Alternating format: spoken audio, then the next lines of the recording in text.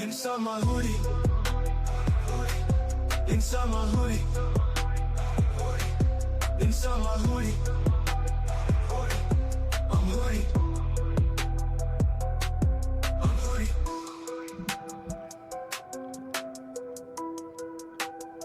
Hello. Hi. So did you half expect me to not be wearing a mask this time? No, I fully expected you to. Okay. I was just wondering. So let me just address that really quick because I know like newer viewers and stuff are probably wondering about it as well. I Yeah. only did it because when I first started this, I was still attached to a lot of, I guess, fear.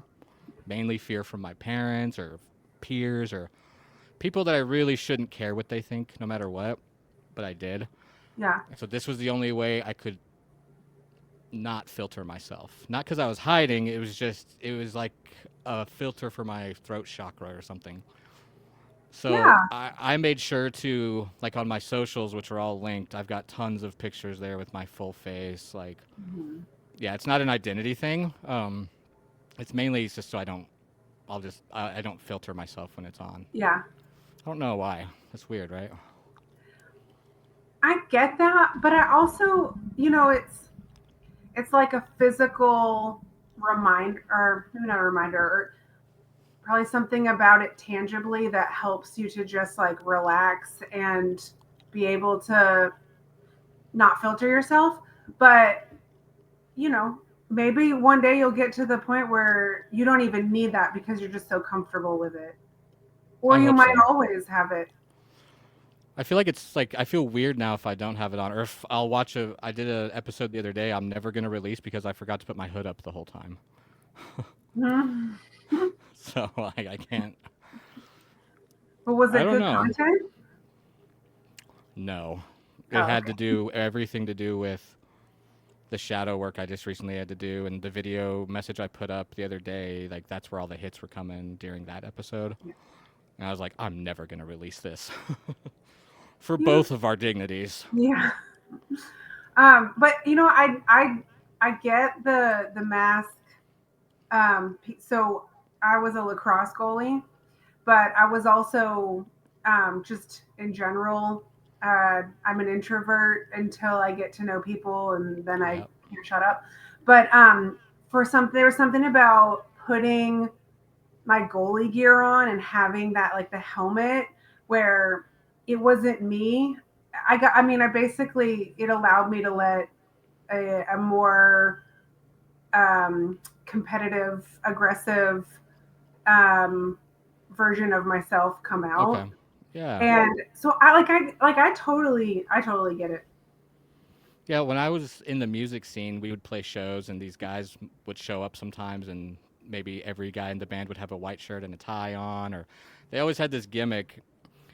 And some shows, I'd show up and play barefoot in shorts, you know? Other Yeah. ones, I'd put jeans on. I just never, because all my songs have always been written from an authentic place, so I felt like I just wanted to be authentically me on stage, too, whatever that was that night. And same on this. So it's weird that like I'm starting to not feel self-conscious or anything like it at all, but I'm like observing now the whole mask thing. It's like I don't need it for the same reasons I started with. Now it just feels Yeah. like part of me, but I don't know. Well, I'll let it evolve like everything else. I mean, clearly this show has had its fair share of bleh. It's the best way to put it. Just plagued with like sound issues and all kinds of stuff, but it's coming along. I'm not giving up. Yeah, that's good. I mean, we'll just the last time we recorded, I'll just blame it on the solar flares. Yeah, Because that when I heard was about that afterwards, I was like, I wonder if that's what it was. Because you and I both had strong signals, and then it was just crazy. yeah. I could hear in my headphones while we were recording. I could hear the sounds, but me and Matt were doing an episode a couple weeks ago, same thing, but they never translated to the recordings. So I was kind Mm, of hoping that was the case, but they came through even more prominently. So that's why I had to split it up into two, and it took forever. It was a mess, but it's out there. There's golden nuggets in those two clips. So I kind of liked the two, like the part one and part two. It's you good did. for my attention span. which is getting Yeah, shorter by the day. I'm trying to do a lot more clips. I don't know if you've noticed that, like the Yeah. little minute and a half clips. If I can get several more of those going per episode, I think that'll satisfy a lot of, like, I have low attentions too, like, bad. I think people So need to go listen to your um the the long video. forms, The what was it? What's the title of long, it? the long form videos. No, well the one that you sent me. Um Oh, that I did yesterday. Yeah. yeah, that one's really good. I really like that one. That was a moment, and I need to do this more because I get myself amped up before I record. Yesterday I didn't. I just sat down, hit record, and whatever happened happened, and that's what happened. Mhm. And then I Yeah. started watching the other readings, and I was like, oh, I was tapped in. Like, Yeah. it's just interesting how I give the message. I want to be that guru, like I watch, that's just, they're so calm and collected, and they know exactly what they're talking about. I feel so messy, but I think I keep being told that people are into that. So, like, they like the way my style is, and that I don't know. I don't want to be all self-serving, but people are liking what I'm doing, but I still feel messy. Um I think that the people that that seem all calm, I think that they were probably messy at one point. Yeah. And then they Or they're, just got to a place where they reached that level of neutrality. They did a lot of ups and downs and inner work, and they've just maybe managed to mellow out. Because I will feel that too. Sometimes I will feel, more erratic or emotional, and then I feel like my stretches of neutrality and calm are longer than they used to be. okay. So That makes sense. I feel like it's just a place to that people maybe eventually get to. Yeah. But And I go was ahead. gonna say the like the rawness of being messy and everything, that is a very real place and a very important place where a lot of important work gets done. And I think a lot of people, I think everybody identifies with that. And Yeah. for some people, but when you can listen to somebody who's real calm, or maybe they're very practiced at it and they just do it for when they're filming, and otherwise they're not. But sometimes just listening to that helps bring people down and ground them. But the messiness, I think it's where everything happens. Yeah. And I told you a little while ago that I felt like I elevated from the shadow work I was doing before. I think that's a part of Hmm. it because I've been noticing in myself, a a lot more resonance with the readings I've been getting. Not like, oh, I've never tried to force what they're saying to my life. I've never done that. It has to resonate or I won't take it. Yeah. But there's still it was been that air of how broad is this statement really for the whole collective? Does it really matter to me? But that's gone, and it's completely shifted to I feel like they're on a Zoom call with me, and then, oh, I just lost my train of thought. I hate having this disease. So, oh my God, what was I just saying? Well, you were saying, well, you were resonating with the messages more, and that you felt like you're on a Zoom call. What did you mean, Yeah. like with, yeah, as you were channeling the information? So, I don't feel any air of doubt anymore. That's what I was going to say. Like, I've elevated to a point that I know I'm on the same. I've always known that spirit's on my side, but I've never felt this connected or like everything's going to be good. Everything is good. We are the masters of our own universes, that kind of thing. And whatever, if I'm going to sit here and say, oh, that reading's not for me, then by the law of attraction, it won't be. And that's just Hmm. my own perspective. Yeah. So that's where I think the level ups are coming, and they've been hard too because I recognized a cycle pattern I've had for decades of thinking an energy between me and this other person is one way, and then I get too intense or vice versa. And I never grow from that. I just become the victim, or try to fix it, or either way, I just keep going back into that same cycle. And I was finally able to like chop it in half. The swords came out, if you will, and I was able Mm-hmm. to see the clarity. I was able to see their patterns, my own patterns. Okay, now I get it. And then you sit with it. I just sat with the ache, and it took 2 days. That was Yeah. the hard part, because I really was fighting every instinct to, let this person know I still give a crap or whatever. And I can't, I could not, because it wasn't my place. I had already done everything in my power to fix it in the moment, so now it's not on me anymore. And that Yeah. was the hardest part. That was the growth I needed. Yeah. I when you were talking about that in your previous video, I think that is such an important message too, of knowing when to take action and knowing when not to. And I think it gets pressed upon us in our culture that we should always be taking action, and we should be making things happen, and we set a goal and then we make it happen, and that's really forceful, and you're not always, what you do isn't always in alignment with what you want, or even Right. more so what you need. So Yep. learning how to be patient and sit with it and let it all kind of everything like sift through it, or let allow time for the things that might at first feel intense and emotional to be able to kind of drop away, and then what are you Mm-hmm. left with, and that sometimes does take That's the hard days. part. Yep. And then once the emotion can get once you can get away from the emotion, I feel like that's where there's a lot of clarity. That's where you can reach that neutral state. And when you feel neutral about something, you can understand it so much more, and you can understand the message because it becomes less personalized. You or at least personalized in a way that the ego is more removed from it. So Mm-hmm. like, did you feel like you got a bird's eye view? Yeah, Like that's you a good could, way to put it. yeah.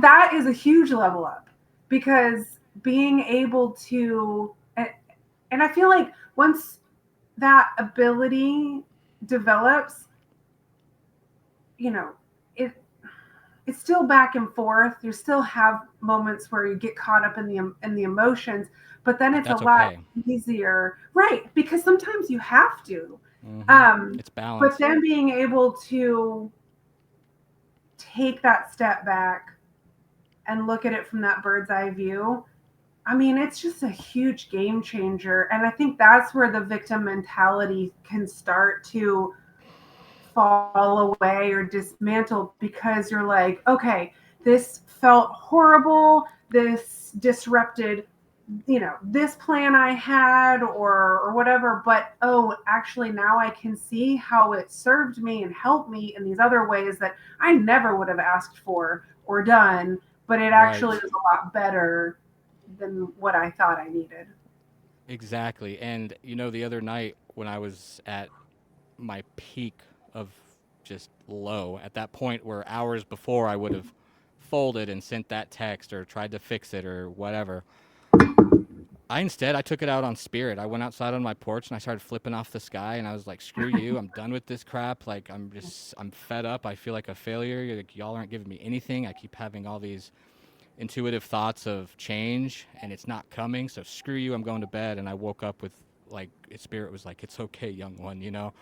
And I woke up with pure clarity and like a whole different perspective, and it's like it was crazy. But I'm very thankful for that, because it made me realize that you can have those low vibrations, which a lot of these new age thinkers are telling you don't have bad vibes. They make you scared of them. You want to figure Yeah. out how to fix them, but that's not the case. What matters is when you're in that bad vibe, don't act from that place. But when you act from love, like when I was acting from love and happiness starting this show, that last time I told you, I came and sat down, I was like, I'm not even in the mood to do this, but I need to, but I was still acting in alignment with my higher good. Yeah. So I feel like that's an important thing to discern as you're going through these changes, because I've reached a point now where looking back at myself even 6 months ago, like I'd be distraught if I had to go back. Like I've done so much work, and it's worth it. I Yeah. will preach it till the end of time. It is worth it to do this work. And it's interesting because when you're in the middle of it, you would never ask for it because Right. it's really hard. And What it have I is, done? yeah. It's I, hell. It feels I like know. hell. Like, Yeah. And to be quite honest, there are moments when you feel like, not literally, but almost, you feel like you're dying, like, or like something is dying.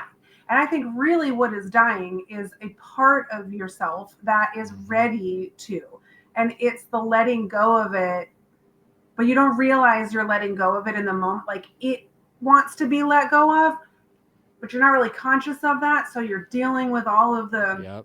these big feelings and big emotions. Like I have had moments where I have had such intense crying that my body hurts. Mm-hmm. And and and then whatever happens, not necessarily in that moment, a day or a few days later, everything just kind of shifts on its own if you're holding an alignment, Mm-hmm. and then you get through it. But in the Yeah. It's moment, pretty quick. you don't Yeah. know you're going to get through it. Right. And um and it's afterwards when you get past it all and things shift and you get the clarity. I mean, for me, I've always been grateful because I Oh, realized what a 100%. huge shift it made in my life, and I wasn't going to do that. I wasn't willingly going to do that, Right. but it just happens. And I think it happens for all of us when we are ready for it, whether we think that we are or not. And it Mm-hmm. is super, super uncomfortable. Like it is Mm-hmm. painfully Yep. uncomfortable. Yep.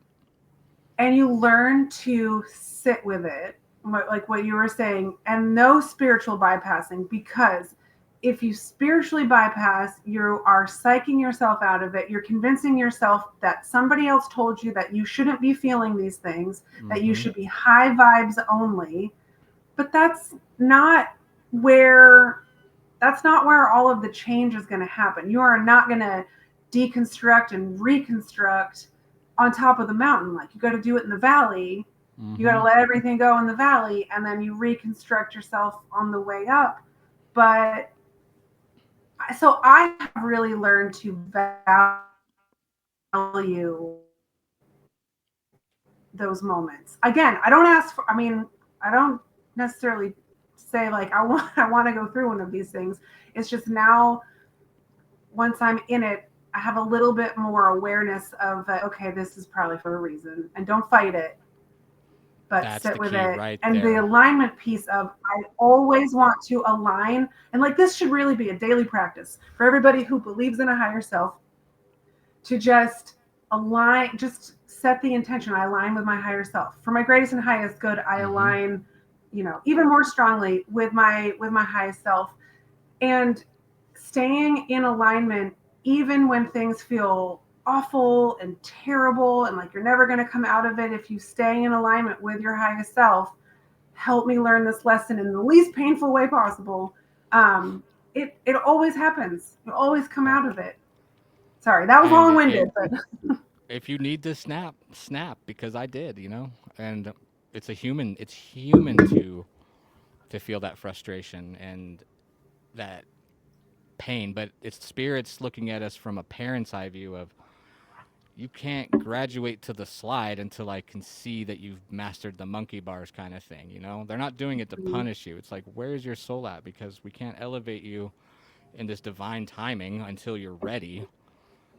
And I just wasn't ready, because what you were saying a little while ago about wanting to release that pain or that feeling, it just doesn't work that way. It's not going to release when you want it to, yeah, which sucks. But because I've had that like in my head, I'm like, yeah, I understand. I need to let this go to heal. Why is it not leaving here?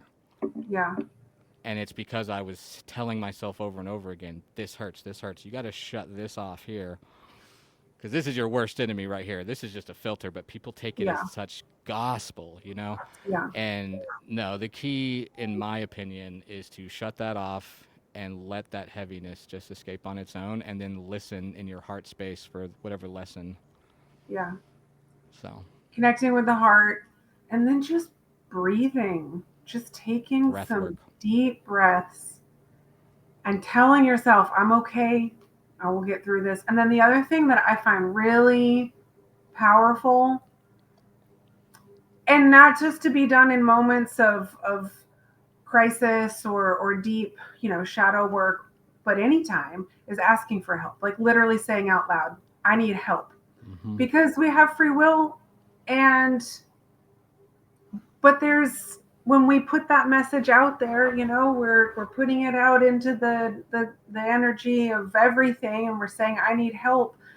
And I find help comes in, I never know when or in what form. And so I try just not to have any expectations, but I ask for help, and I teach my kids to do this too. I don't know how much they do it, but when you ask for help, knowing and setting the intention always for my greatest and highest good, so it's going to arrive in the right time and in the right way, it does.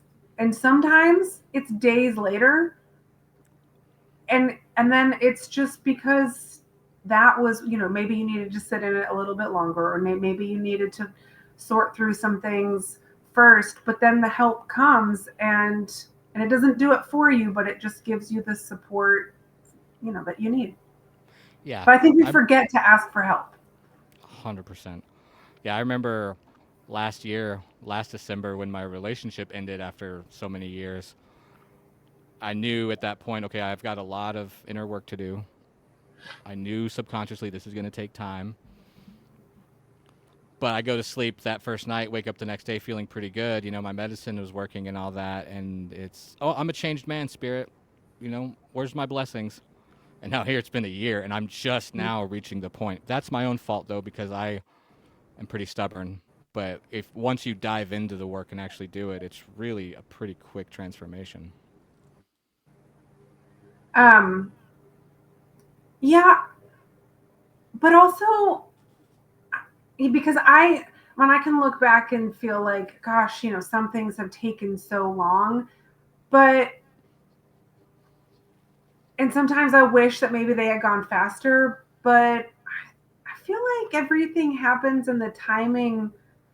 Like, we just can't see the bigger picture. So the Right. timing that it takes, there's something in that, that is You needed. And have to it trust reminds spirit. me of God, what is the saying? There's some saying about this where basically like taking the longer path gets you there faster than if you try to shortcut it. You're going to miss all these things. You're going to have to keep going back and relearning them. Where if you just take the longer, slow path, you actually end up getting to the point quicker. Right. I don't know. There's some saying Yeah. about it, like the tortoise and the hare. But I was about to say the tortoise and the hare kind of stuff. yeah, yeah. So I don't know. I It's not guess, yeah. easy. That's what we Timing is know. no, It's not easy, but it's no. worth it. And I think that's why when movies like The Secret and all these other books and movies keep coming out, and they're crapping them out month after month, is a lot of people are buying into it, but they're buying that get rich quick scheme, that snake oil part of it. They're Yeah, not willing to actually pay their part to coexist with spirit, And yeah, that's a frustration I'm dealing with now. I've actually been able to calm myself in my videos, but religion always keeping you down, and you're so unworthy, and you should be thankful that God's even giving you the time of day to pray to him for forgiveness kind of stuff. yeah, It's like, if ever since I left Christianity, my relationship to spirit has blossomed in the way I never felt in 30 years. yeah. Synchronicities, signs, just feelings, just the way things work out in divine timing, and my love has grown too. And then someone told me that I'm dabbling in a dangerous whatever, and demons are going to take over. I was like, fine, if this is Uh, demons taking over, they're welcome to it, because I like yeah, this love. I like this feeling, this connection. yeah. I like Um, feeling worth it. God made us because he thought we were worth it. I like feeling like that. yeah.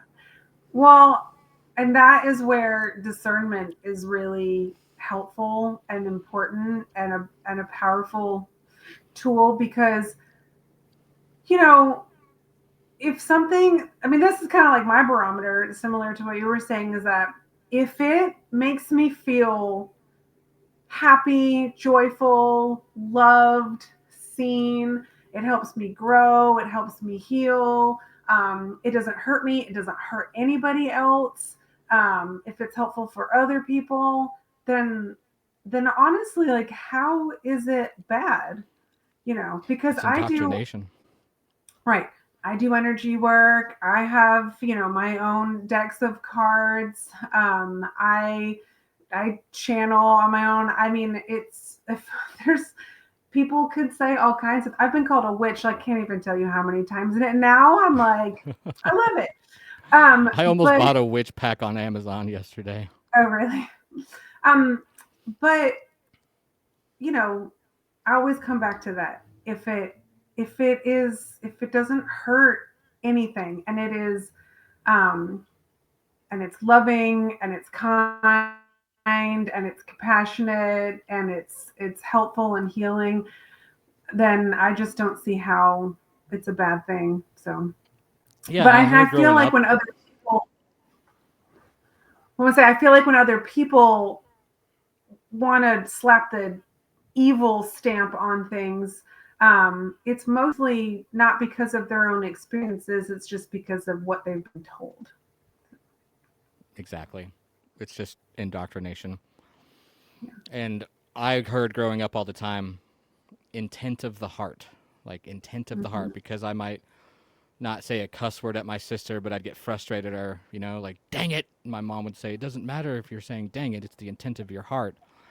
And that always stuck with me because I pay attention to that. I pay attention to Mm-hmm. my intent, and my intent is not evil or dangerous Yeah. or anything like that. And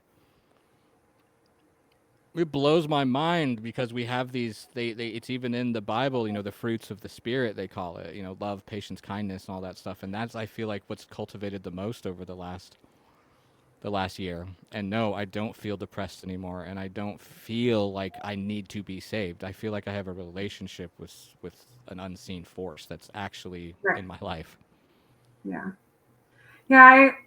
I pulled away from going to church years ago because I just it felt um it just felt like too much pomp and circumstance.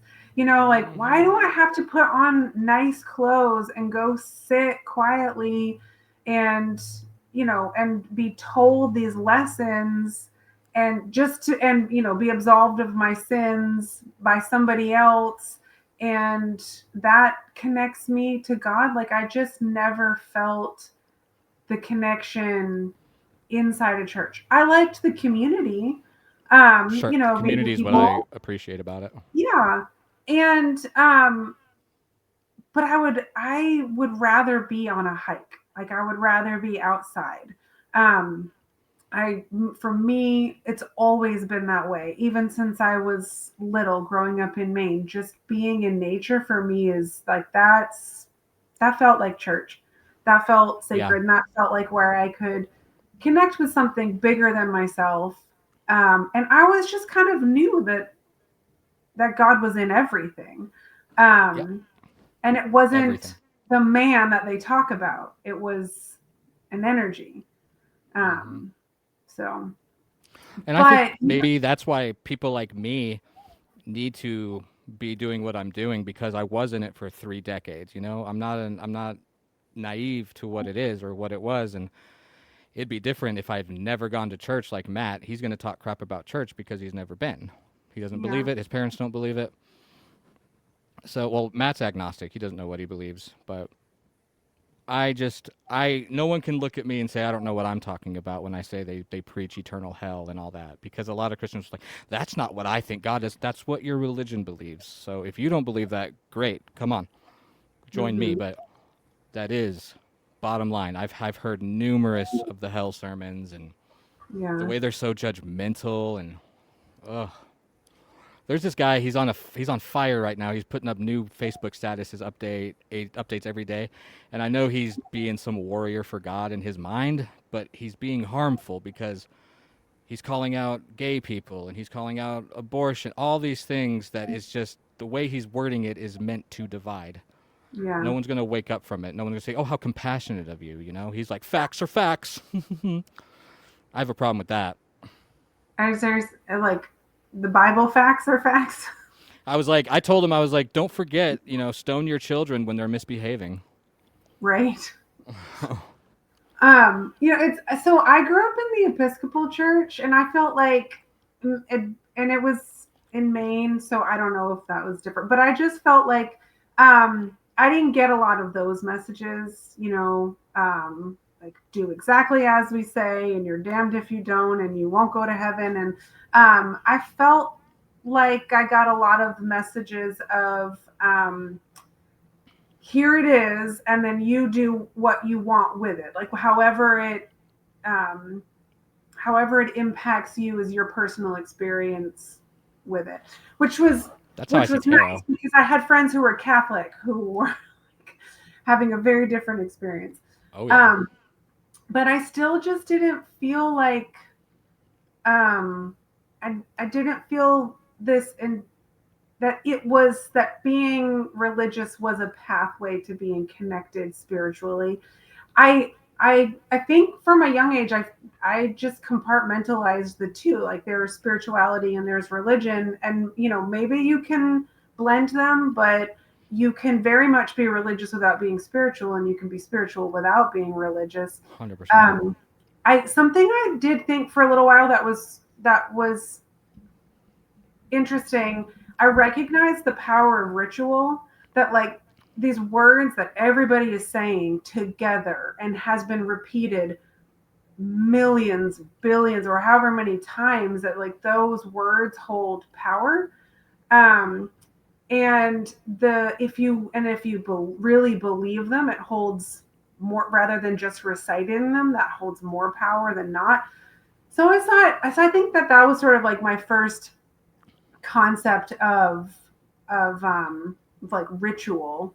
And then Yeah. when I studied shamanic practices, and then I fully like understood the power of that. But I'm not even sure in like the Episcopal religion if they how much they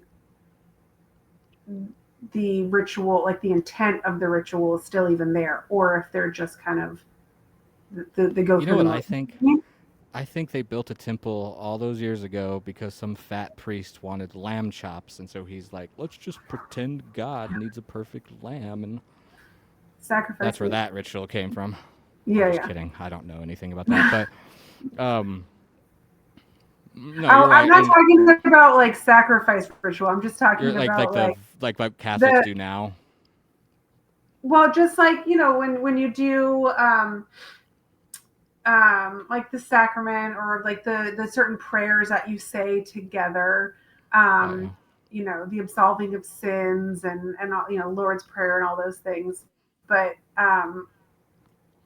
yeah. Anyway, there's something else I was going to say about the religious. Oh yeah, what was interesting was, so my kids went to an Episcopal school, small Episcopal school, which we loved, for preschool and elementary all the way up through middle school, 8th grade.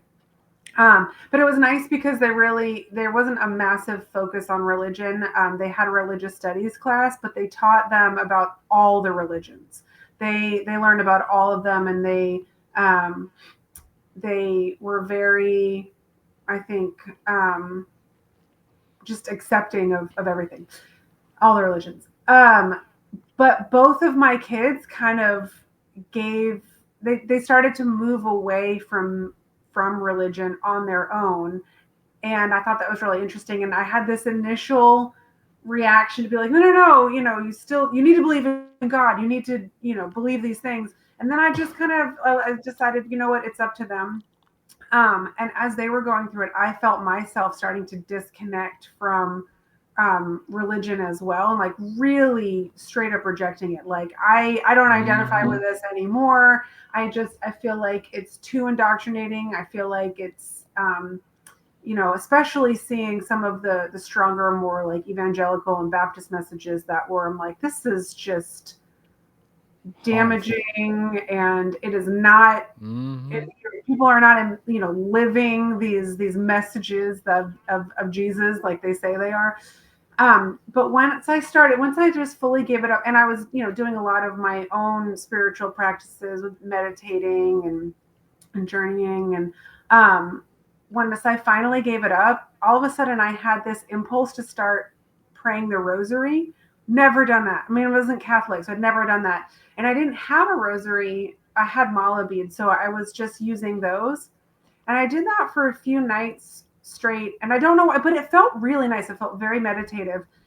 And after I'd done it for maybe 3 or 4 nights, in the middle of the night, I woke up to this intensely strong smell of roses.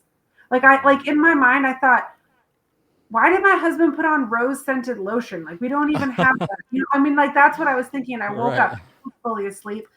And then when I woke up, like, I could still smell it. And then when I got out of bed to go figure out where it was coming from, that's when it kind of went away.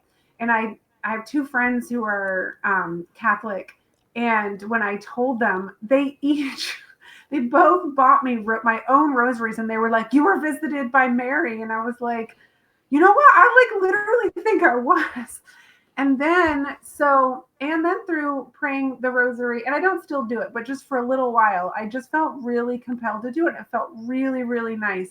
And then I started kind of coming up with my own language for it.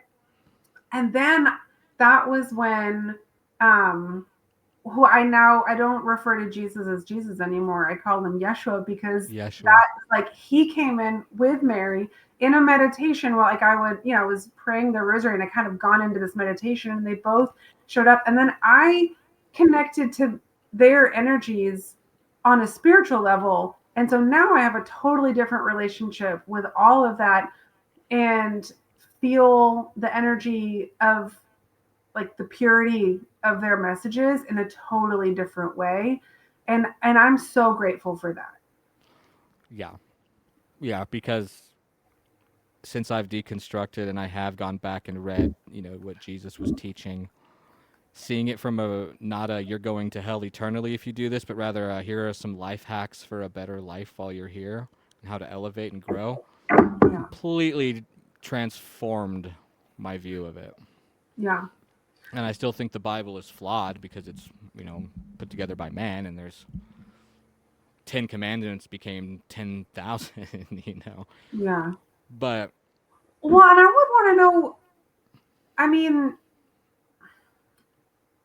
some of what, or a lot of what's in there, what was, who exactly did write it, and what was the intent? Like, because it feels like there's a lot of control, in there, and a lot of suppression. And so, which is when I need to activate my empathy and realize that these are humans as well. Even, however many thousands of years ago, 2,000, 3,000, 4,000, they were just humans, and they were flawed as heck, obviously. And, you only can learn what you're taught, obviously, but we just don't know what humans were teaching before that or after, but they were clearly elevating themselves above other humans. I don't have any desire to do that ever. And but it's very, very, very heavily influenced by male voices. So, women aren't real. The voices of women aren't in there, and that's really imbalanced. So I see Christians talking today, and like they will argue over if it's in the Bible about whether women should preach or not. And it's like, who cares? Yeah. I think I'm not trying to dog on men. I love being a dude, but I think women were the actual ones in charge back in the day. So I read this book years ago called When God Was a Woman, and it basically reads a lot like a textbook. It's everything in there is come from historical and archaeological um, excavations and analysis and everything. So it's kind of dense, but it's so fascinating um, how everything evolved from goddess worship into sort of a more balanced goddess and god worship to then just a god worship and then how that women, the role of women in ceremony and ritual and religion shifted right along with it. And I mean, it's really, really fascinating and has a lot to do with control. Oh, I bet. Yeah, yeah. I'm And gonna so, read that. I'm interested in that because there are things that resonate deep in our bones, that just kind of resonate as truth, whether we can put words to it or not. But I just know in my bones that we have no clue what the F is going on. well, I The think key that, is be kind, elevate. yes, yeah, be kind. Um, I mean, I feel like it's definitely supposed to be more in balance. And things are very much out of balance um, between men and women and masculine and feminine energies. And, some men are very, I don't want to say afraid because that's like imposing my opinion on, but recoil from anything feminine. Like they can't touch it. They'll melt. Um, but and then for some women to behave more masculine is like also very terrible. And really, we all truly need a balance of both. And they look different. Um, in everybody. And so I just don't think we've lived in a world where that has all been in balance. So we don't even know what it's supposed to look like. But I Right. know, I feel it would be amazing. For sure. I had Kyle on the other day, and he and I were, well, we didn't talk about this on the show, I don't think. No, we did. We did. Okay. We were talking about Adam and Eve, and he brought up the point because I've picked apart that story from being completely 100% fact to what it probably is as a myth, or like a legend, blah, blah, blah. But he brought up the fact that if they were in the garden as two of God's little lackeys, then they would not have had the knowledge of good or evil, so they would not have known that eating the tree was bad, even if God said don't do it. They wouldn't have known disobeying was wrong. And that one Mm-hmm. hit me like right in the heart. I was like, whoa, that's a good Like point. How kids. does that, you know? Yeah. They hadn't eaten of the knowledge of the fruit of the knowledge of good and evil. They had no clue. So to them, they were just, like you said, kids. Yeah. But I think that story, what it was trying to say Yeah. is Like, not, oh, Adam and Eve have damned humanity. I think it's more of they chose to awaken. They chose to feel pain. They chose to feel the lessons so they could understand what gratitude was and what good was.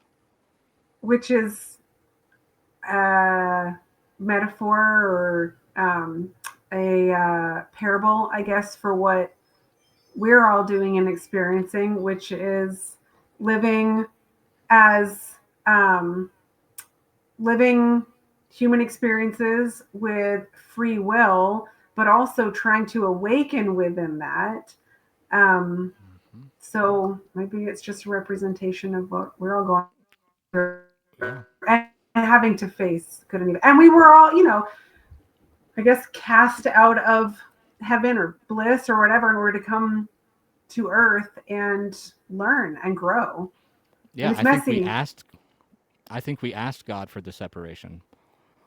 Not Yeah. eternal, but to fully appreciate what something is, and that's what I was learning from my reading the other day is you have to let it go. Mm-hmm. You'll orbit back, but go. Go figure your Yeah. crap out. I'm not going to chase you.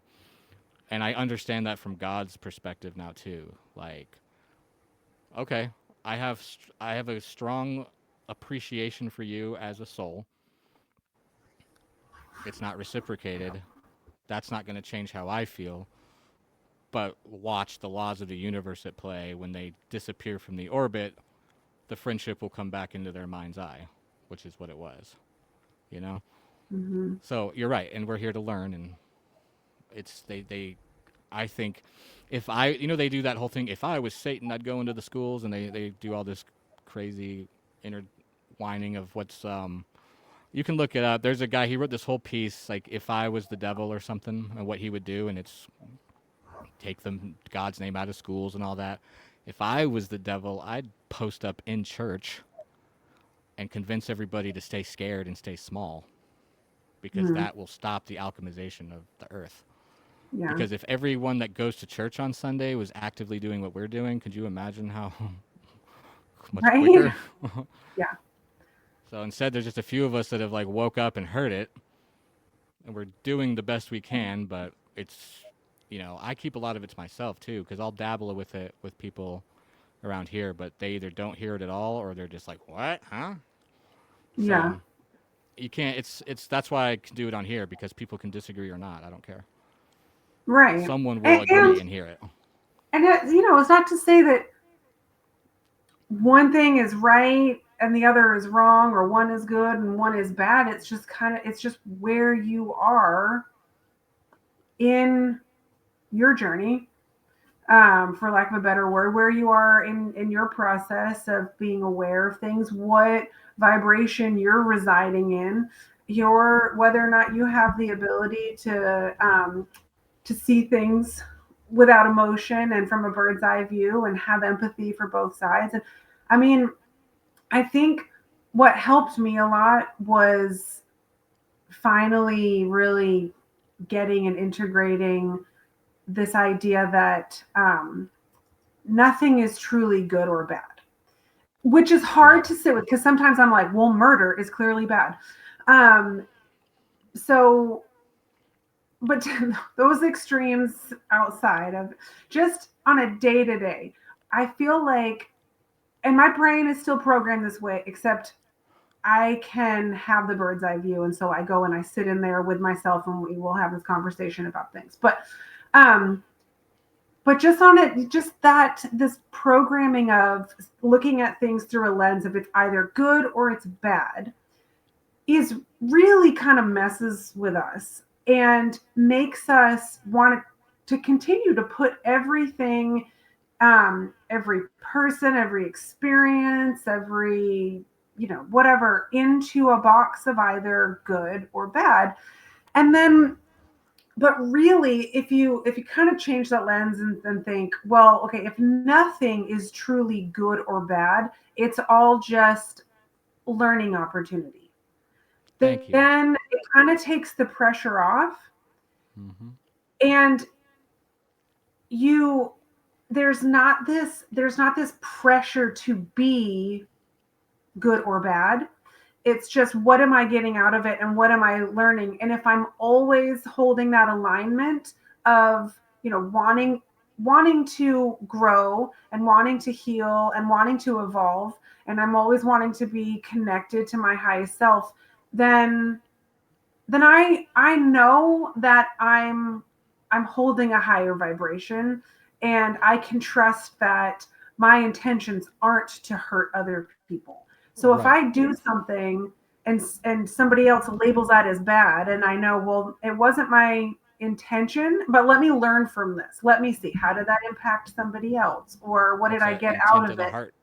Hmm. Yeah, so then it's not, you know, even like mistakes and errors, you know, if we just label them as bad, then we will chastise ourselves, or we'll go, we'll get depressed about it, or we'll blame ourselves, or we will do the opposite and not take accountability and say it was somebody else's fault. And we're trying to avoid feeling bad about it, or we're The either like avoidant. sitting in Yep. the feeling That's bad. exactly what I was dealing with the other day. But then if you're like, okay, nothing is good or bad, what am I left with? What do I learn from this? how am I going to move forward from it? What, if I could change anything, you just like sit in that classroom of that moment and you be curious about it. I think the curiosity is really, really helpful because you're like, well, what if? And you can go through all these scenarios and you can learn so much. And then after that, you've just had this moment of teaching and growth, and you didn't feel bad about it, and then you also didn't feel victimized, and you also didn't feel like you put yourself on a pedestal because you're so great. You know what I mean? Like Right. it's that is that place of neutrality. Yes. So on that note, like that's a good point you made because sorry, I heard myself echoing. Let me turn this down.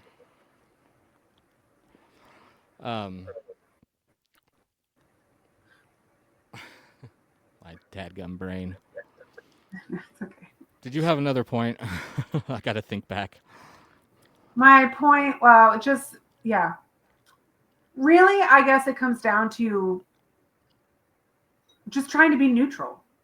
So not thinking in polarizations of good or bad, but in that place of neutrality. We're not assigning good or bad. We're just experiencing and learning from it, and growing from it. Okay, I remember now. Out of it too. Oh, sorry, you got it. All right, I'll let you go so you don't lose it. Before I forget it again, which I may have. So when you're, oh my God, the two words I was gonna say, they're gone. Oh my God, neutrality.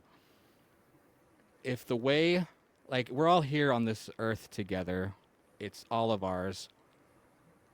We all should have the same chance to live the same, like the life we want to lead, however we want to do it. So if the way that you want to live is going to harm someone else, if you're going to have to take from them, that's where I would draw the line. Just me as, Jeffrey the human. Right. I don't know what God's seeing or if that's his, oh, you got to share. But I was telling that to Brandon yesterday. Actually, we were talking about that. We were talking about the afterlife, and I was trying to touch on you could murder somebody down here, then once you're both in spirit form, it's like, oh man, you got me good down there, because all the pain and the hate and the separation and all that's for down here. That's not our true selves. Anybody acting out of anger, like pure anger, everybody gets upset. But, someone that their whole personality, you have to walk on eggshells around them. They're just always angry. That's a miserable person, and you don't have to have that in your environment. Yeah, and then through discernment and realizing, this Toxic patterns. This is toxic and it affects me in this way. So I'm going to put a boundary up because that's in my best interest. I'm going to choose not to see this person as a bad person. That's like the good and bad. And I'm not going to, think of myself as all high and mighty. I'm good, they're bad. I'm not in alignment with where they are currently. And so I'm going to choose to create some separation and boundaries because I know that like, let's say if it's somebody that, you've tried to help or whatever, and, they don't want your help and, it didn't go anywhere. And it's just the relationship is continuing to be toxic. If you just create some distance and separation, then that protects you and then also gives that person some space to do their own work in a non-judgmental, like they're not being judged by you. Because I feel like a lot of times people's responses are to the judgment that others put on them as well. And that goes back to the good and the bad also. Like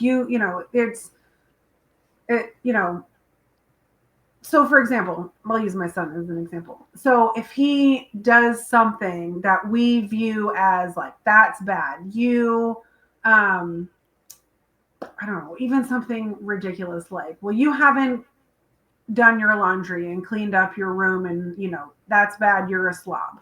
And we say something, and this is, and then his response isn't, oh, I should really learn from this and I should do a better job of taking care of my things. His immediate response is to take it personally, and he's, I don't think that of myself, and so he becomes defensive and says stuff back, and then we're just like in this battle. But if we took the good and the bad out of it and we're like, hey, how is it going living with all of this clutter? Like, is this feeling good? Have you thought about trying to organize your room? Do you think you might feel better if you did that? And just having a conversation with him from a vantage point of a mature adult, that, your space can affect the vibe you're in and how you 100%. organized Yep. or disorganized. So just, that's my wisdom. I'm offering it to you. Now you have to make the choice of what, if do you want to try it? Do you want to not? And then allowing him the space to take the next step, as opposed to chastising him and making him feel like he's a terrible person because he's a slob. It's just, you know what I mean? Like, it's neutral. There's less judgment. And then when people feel like they're not being judged, then they're a little bit more open to thinking about the information and growing from it. But in other situations where it's not family members that you live with, or people that you have to deal with on a day-to-day basis, and sometimes even people that you deal with on a day-to-day basis, you can still create space and separation where you're like, I'm just not gonna plug into what you're dealing with because that's for you, and I'm not gonna judge you. I'm gonna take a break. Yeah, I had to go through that starting this podcast and everything, and Matt actually pointed that out to me not too long ago. He goes, I know you're taking it serious because you don't care about what any of us think. Yeah. I was like, good observation. Yeah. I did at first. I didn't record I wanted to start it last December. I don't think I finally pressed record until March, because I'd get ready to go and then I would shut down. I'd get that fear they're going to hear me from the other side of the wall and make fun of me, and this is a dream I've had my whole life, and I've dabbled in radio and other podcasts, and it's just been this journey of figuring out who I am, what I need to say, and how I can make it valuable. And once I shed the judgments of others, which is the judgment card in the tarot, I love pulling that card because it's a reminder that you don't need that external validation or that external absolvent. It's all in here. You gotta, Yeah. if you can't, who cares if God forgives you if you can't forgive yourself, because you're still the one feeling the heavy burden. Yeah. So. And now I forgot. I lost my train of Sorry. thought. You said something, and I just had to do with, like, following your own light, and you have to. What was it? Something about protecting yourself from other people's judgment. Like, you can't control if somebody places judgment on you, but you can control how you receive it or respond to it. And that is a hard thing to do, but following your own joy and your own passion and your own light is, and sticking with that is a, one, it's pretty powerful, and it's, trusting in it gives you more motivation to keep going with it. And I feel like also to be able to handle other people's criticism or judgment, because it feels so good to follow that, but it takes some time to get to that place where you can trust it and not worry so much about what other people are saying. Yeah, that took time. It definitely took time. I'm pretty good now. But I'm going to say, up until I started releasing these episodes called Shack Rambles, even doing those, I think, in June, July, August, No, it wasn't June because once I took over in here, I took a break from everything for like a month and a half just because I had to get my bearings again. But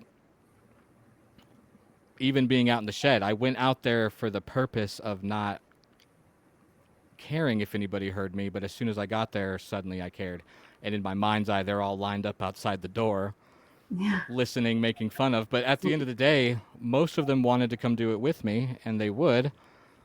And none of them cared. None of Yeah. them cared what I'm doing, you know? And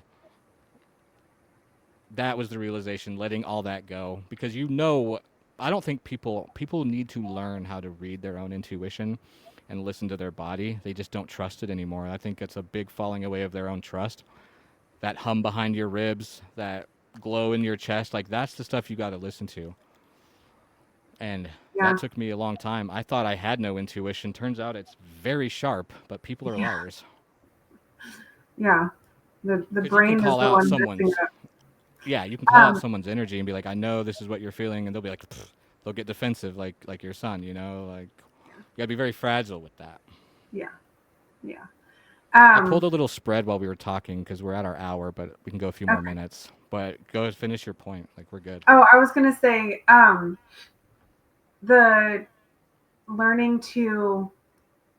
I always understood like intuition as like like if you're trusting your gut, it's just this powerful feeling that you have, and you go with that and move with that without thinking too much about it. But the whole idea of getting other guidance and intuition in a different form, more of like a mental form, and all these, like the voices in your head, not like from a schizophrenic point, but like from, Right. No, I get just, it. yeah, The ego. just the information.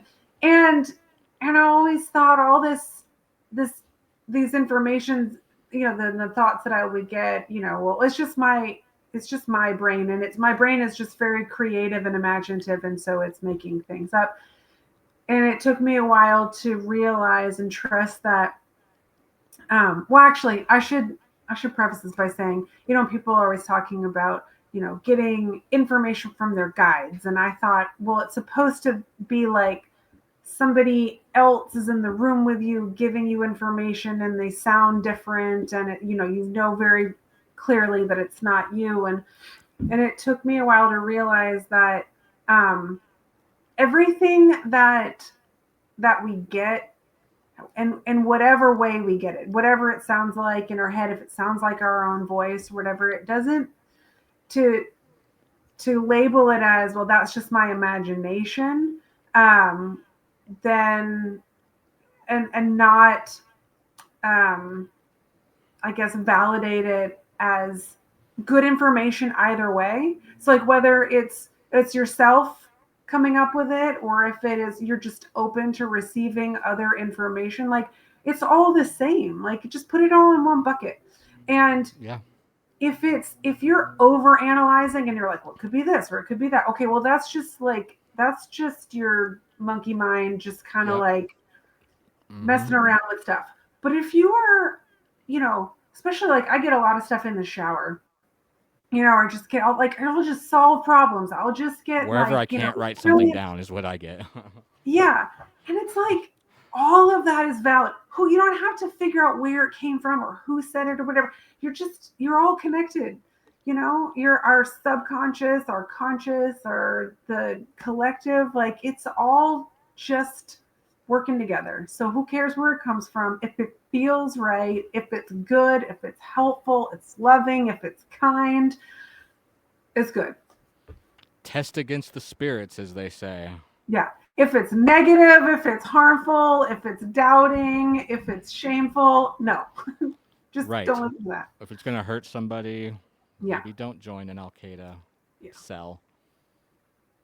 So this will be really quick, but I pulled a little spread while we were talking, and it's very royal and very congratulatory. So I'll get right through it.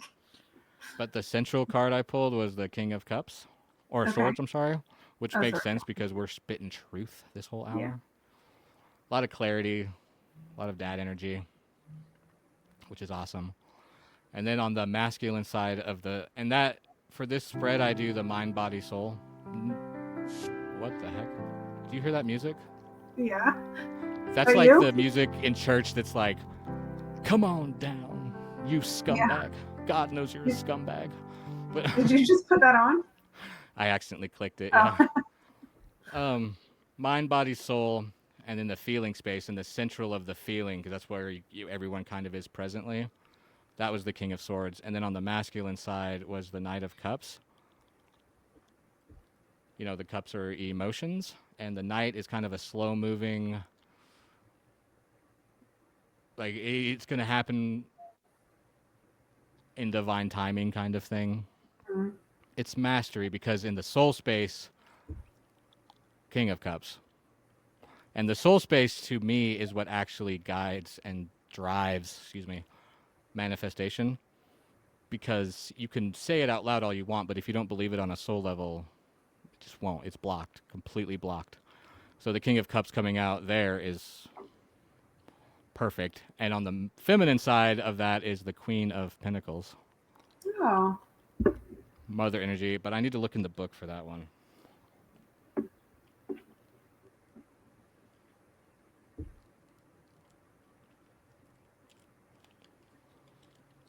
The Queen of Pentacles is the nurturing caretaker of the material world. She embodies abundance, warmth, and sensibility. This card represents the comfort of a well-managed home and the richness of a life well lived. This card is about creating a welcoming, stable environment no matter where you're at or who's involved. We were touching on that, you know. Is it kind? Is it Yeah. loving? All that. Um, the Queen of Pentacles encourages you to use your resources wisely, to nurture growth in yourself and others, and to create an atmosphere of warmth and security. As you say it, I think less of like an actual home and more of like ourselves as our home, you Right. know? Like if you insert instead of home, like body, mind, spirit, heart, all of that. Which this is I the mean, heart in space. addition to your home, I think it works really well, or it's important. But like you said earlier, your living space is kind of a reflection of your inner space too, Mhm. Yeah. which is why I feel great every time I clean my car or, I have to keep my room clean. There's people in here all the time doing this, but it feels good to keep it up. Yeah.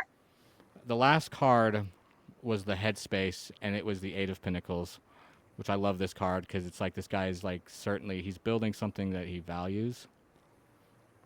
And as we're talking about all this stuff and growing and elevating, that's a form, just like the Queen of Pentacles, that's a form of building our temple, something of Hmm. value. What we're putting up here, we want it to be valuable, you know? We don't want the Yeah. Three of Swords up there or the Two of Pentacles. The Eight of Pentacles is he's already got several trophies and it's just going to keep getting better. That's kind of Yeah. like what my intuition says. Like, keep building. And the stairway, it's like building a stairway right up to heaven, it looks like. So, Yeah. And the energy, congratulations, everybody. yeah. I love the energy of eight, that like that infinity, that movement, Yes. because to me it feels a lot like of, you know, what you put out, you bring back. It's very regenerative and and it can build on itself. And it's also what I receiving to go along with that is in being in the right alignment and accountable for it. What you are putting out, one, impacts everything around you, but because it's coming back to you, you want it to um, be in good alignment, and because that's what helps you to grow and evolve in Right. in in the right way. So being aware of like what you say, what you do, how it goes out into the world, knowing that it's going to come back to you. I mean, kind of like karma or karmic cycle, but more than that, more in terms of our our personal growth and evolution. 100%. Yep. And I think that's important to point out is, the evolution, the transformation, whether you're doing it emotionally or physically, it's going to hurt at first. But the pain does go away. Like, it hurts to lift. If you've never lifted weights, that first day is going to kill your muscles, but it breaks them down and then they build back up. Yeah, People get to the breakdown spot too often and then say, I'm done. yeah, and along with the good and bad thing, or just finding the neutral space, is um, making a choice not to label that pain as bad or the Right. joy as good. They're That's just fair. they're just emotions. But what are those emotions telling you? And if you can stay neutral, what do you learn in there to help you grow? Yeah. Because I feel like if it's in making a choice to not call it bad, then it kind of helps to stop that knee jerk reaction to avoid it or put a lid back on it, you know? Right. Because your son could call a bully at school bad because he stole his lunch money, and then come home and call you bad for making him clean his room. But there's clearly two contrasting differences Yeah, there. yeah, So, yeah, but that's a good point. I like that. Yeah, just it's not bad. It's the teacher. We don't always like our teachers, but they're there for our yeah, highest good. For the yeah. most part. And I mean, I think there's a lot to sit with and like sifting through situations where, like, a situation with a bully, and what they're doing is unkind, it's hurtful, but I think a person can still learn a lot about themselves and um, how to self protect or how to set boundaries, or there's still a lot of room for growth in moving out of the victimization of it, and becoming empowered to maybe do something that Hmm. is more productive and still in the alignment with being kind and being compassionate. And um, I think, I mean, if you think, just for the bully example, if you think about positive things that people have done in school systems or whatever, that addresses bullying, probably came out of having been bullied, and choosing to take a different path with it. Um, That's another key. Yep. yeah. If you So feel wronged, like I felt very wronged when I was dumped up here, and then she refused to give me the space to heal and all that. I've had several people tell me I had every right to become this bitter jerk, and it was like, but what good would that do? I would right, become bitter. right. I'd rather, like, we're friends now, and that situation was very much, I'm proud to say, a phoenix rising kind of situation. That's how it Mhm. felt, because wow, I really survived that. I didn't know if I was going to, Yeah, like, my time here or anything. Like, it was a very tough time, but that was the choice. I was like, I'm gonna feel this fully and try to do some good. yeah. And then So the resilience and the awareness and everything that you gain from it. I like the word soul evolution. We're evolving as yeah. people, where our souls are evolving. I kind of like that Yep. word. Well, this was very good. We actually got through All right. over an hour for once without any major interruptions. Yeah. So, heck yeah. All I'll right. I'm sorry. you're Yeah, I'm sorry again that I mean, one day I will make it up there, but come on, um, yeah. yeah, this actually ended up being a big blessing for me. I'm like so exhausted. I was thinking this morning, I was like, I don't think I could climb a mountain today. Like, so it was divine Seriously though, timing. if you ever don't feel like hiking, just let me know. We'll come and get you. Okay. Shh. That's supposed to That's be a we do that all the secret, time. I right? did pull one more card for the high priestess, so Yeah. take that for what it is. I always my little Cool. spirit says good night card, but yeah, just whenever you know the routine, just if you ever want to come up here and do that, we can. I don't know what days are available. I don't really do that, but I will. If I know Okay. y'all, I'll handle it. But if I don't, I let them, Sarah and who do it. Okay.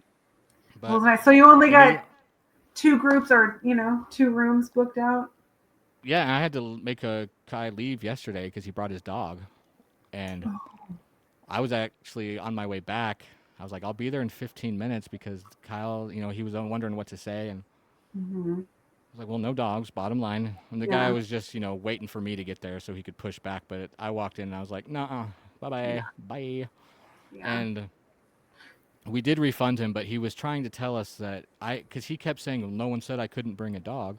I said, I need to know who told you you could. He Right. said, nobody. And Right. then I showed him the website. He said, "Well, you need signs on the trails." I was like, dogs are welcome on the Dogs trail. are You allowed know? on the trails. Yeah. They're welcome up here. You just can't stay the night with him. Well, he can't stay in the room. I understand that. Or he said he can't stay outside. I was like, yeah. So it'll be dark in 2.5 hours. You might want to start heading down. Yeah. So I didn't feel good about it, but that's state rules, not mine. Right. He might have been a test for all I know. Oh, do they do that sometimes? It's not that I've ever heard of, but I was in the army, so it's everything's possible. Yeah, yeah. Yeah. But yeah, you can come on anytime. Michael and I are going to start doing one every week because he's just fun and he asks me Yeah. and he's fun to He's sit got here good and chat stories. with. Yeah. So I said to you that I was going to try to do a Tuesday, Thursday release. I think I'm going to I try thought to you make said it Tuesday, Monday. Friday. Did I say Tuesday, Friday? I'm going to do Monday, Wednesday, Friday Okay. because I'm booking too many. It would be too far spread out. I don't want to do a episode and then not release it for 3 weeks kind of thing. So like the one that we're doing right now is going to come out on Wednesday.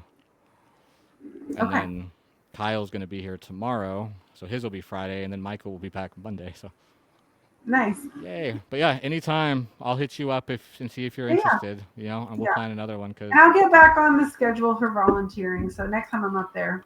heck yeah.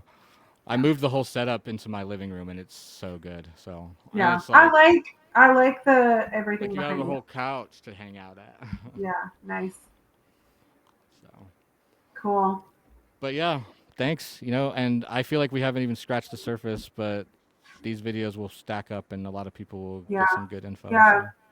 There's a lot more. I feel there's so much. It's so simple, but we could just go in so many directions. Yeah. Yeah. Yeah. All right. Well, don't True. forget, just leave your browser open for a while so it Oh can yeah. load up and yada yada. But Okay. thank you so Cool. much. All right. Thanks. Bye. Talk to you Bye. later. Okay.